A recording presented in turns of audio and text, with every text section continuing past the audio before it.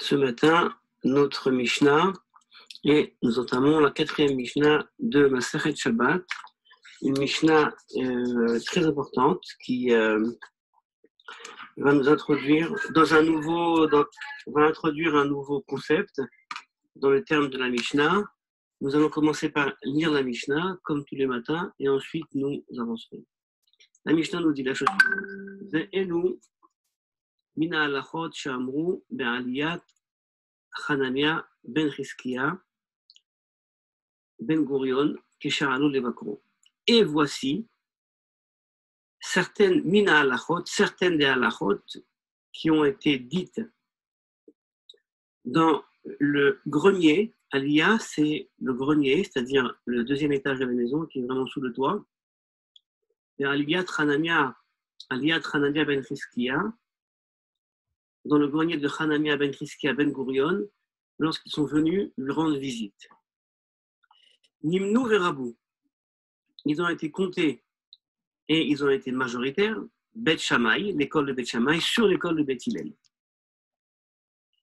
Ushmona Asar Devarim, Gazru Bobayom, et 18 choses, 18 sujets, eh bien, ont été institués ce jour-là.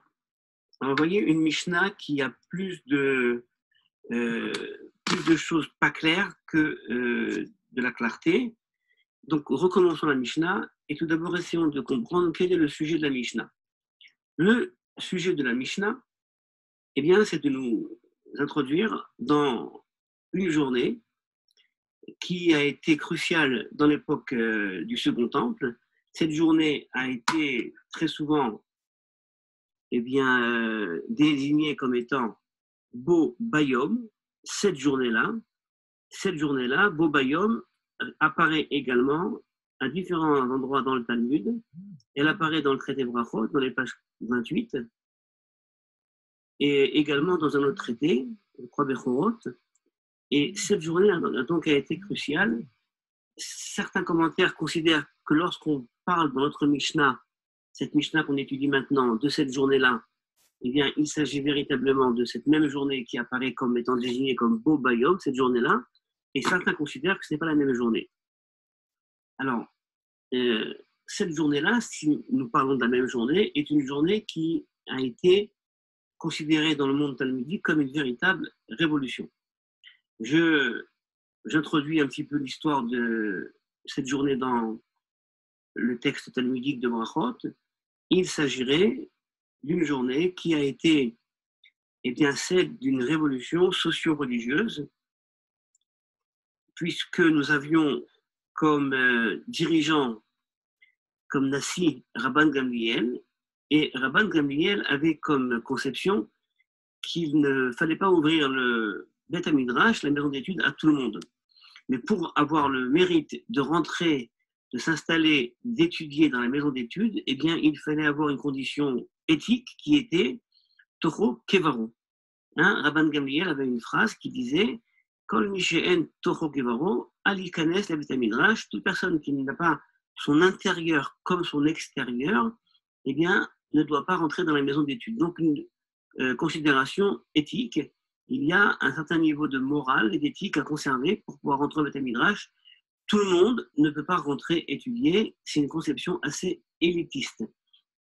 Alors, ce jour-là, eh bien, c'est la journée où Rabban Gamliel, qui, comme je l'ai dit, avait une conception élitiste et ne souffrait pas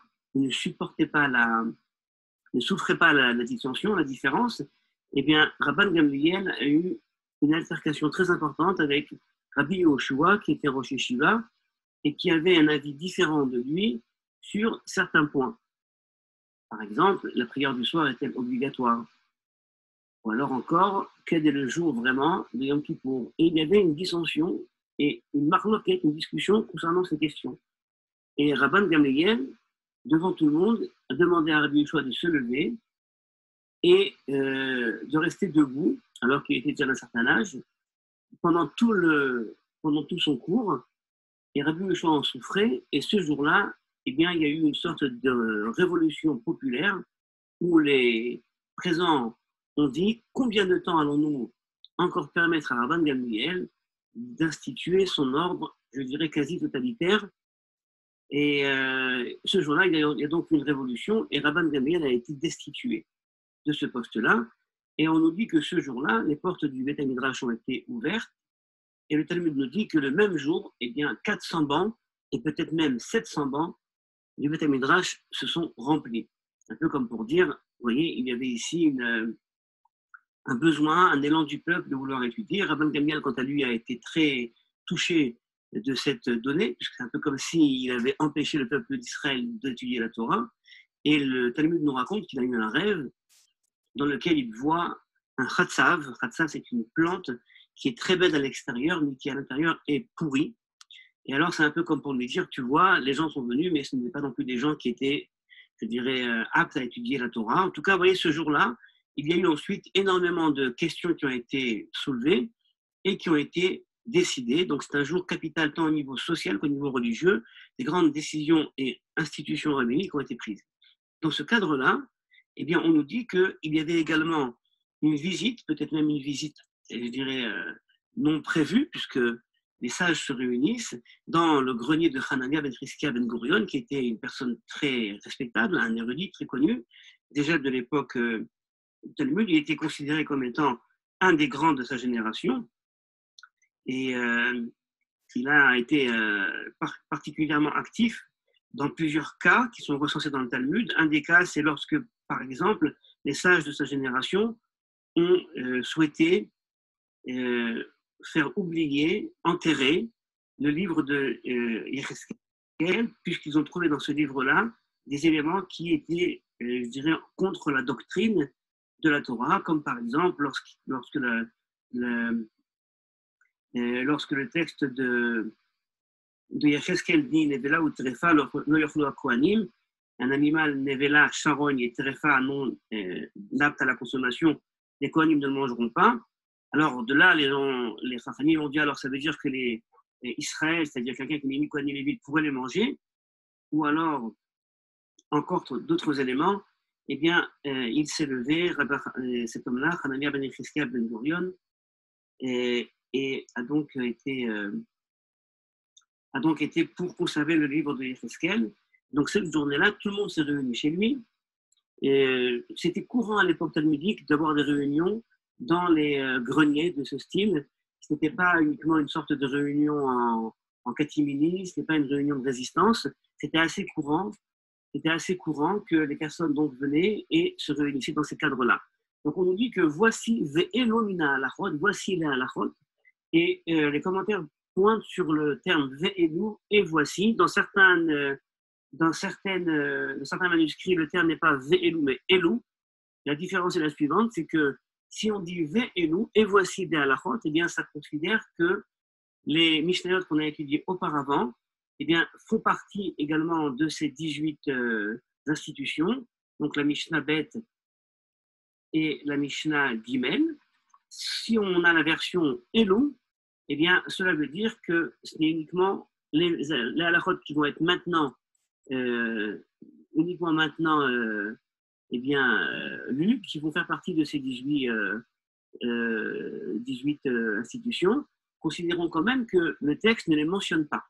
C'est-à-dire qu'à l'époque de la Mishnah, eh bien, on ne trouve nulle part dans toute la Mishnah ces 18 halachot.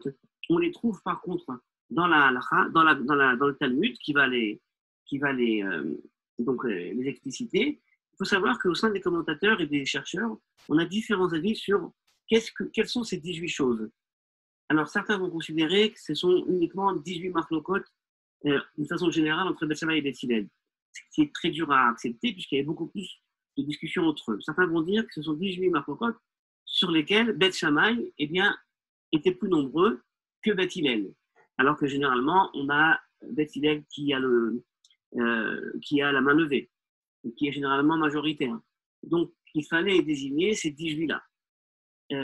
Ces 18 choses également, eh bien, comme je l'ai dit, ont été instituées ce jour-là, mais pour certains chercheurs, comme Gedalia ou Alon, eh bien, ce sont des sujets qui étaient déjà, je dirais, discutés chez les sages, qui avaient peut-être même déjà été qui a peut-être même déjà été, je dirais, décidées, qui à un moment ont été annulées, et ensuite, à l'époque du Second Temple, rappelez-vous, on est dans une relation avec les Romains qui est conflictuelle, et donc les sages sont réunis afin de les réinstituer. Donc, voici la halachot qui ont été dites dans le grenier de Hanania ben Chizkia ben Gurion lorsque les sages sont venus leur rendre visite.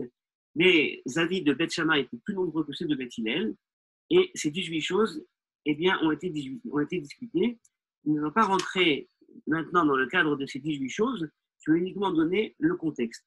Parmi ces 18 choses, Dvarim, donc Gazrou, c'est une Xéra, donc ça veut dire que c'est un ordre rabbinique qui n'est pas toranique, ça veut dire qu'il y a un besoin donc de rajouter des barrières, des éléments qui peut-être vont préserver le peuple de la faute ou peut-être de la transgression, et une grande partie de ces 18 choses, eh bien, une partie est liée aux considérations de la trouma. La trouma, c'est donc cette partie de la récolte que les agriculteurs doivent donner au Kohen, donc qui est non, elle n'est pas quantifiée, mais il était bon de donner au Kohanim, bien sûr, une certaine partie. Et cette trouma, eh bien, a un statut saint, je dirais. Les Kohanim uniquement peuvent la consommer et la consommer uniquement donc en toute sainteté à Jérusalem après avoir été unifié. Et donc cette trouma donc a un certain statut. Il fallait donc, pour pas mal de raisons, eh bien, conserver le statut de cette trouma, c'est-à-dire ne pas la manger ou éviter de la toucher si quelqu'un était en situation d'impureté. Et donc, on a quelques institutions qui sont donc autour de cette trouma. Deuxième catégorie, eh bien, c'est une catégorie qui est plus sociale, et c'est une institution qui vise la relation avec les non-juifs. Par exemple, j'en cite une, Bnot Kutim et Tamot Be'arisatan, les filles non-juives, alors que le loi de Nida, eh bien, n'a pas du tout lieu par rapport à des non-juifs qui ne sont pas liés à la soumission à la Torah sur ce point-là, eh bien, il y a une xéra que les filles non-juives eh bien, auront le statut de Nida, donc d'impureté rituelle, c'est pas le terme vraiment qu'il faut employer, suite donc aux menstruations mensuelles, alors dès leur enfance. Il y a également des considérations liées à la consommation du vin et de l'huile des non-juifs. Vous voyez bien donc qu'il y a une volonté de créer une séparation, une distance entre les juifs et les non-juifs de l'époque. On imagine bien donc que la situation l'impose. Donc, c'est donc pour cette Mishnah d'aujourd'hui, donc 18 choses qui étaient instituées al Da'at Beth Shammai. Donc, Beth Shammai était majoritaire. Voilà, Shabbat Shalom, et nous continuerons, si Dieu veut, la Mishnah dès dimanche. À bientôt.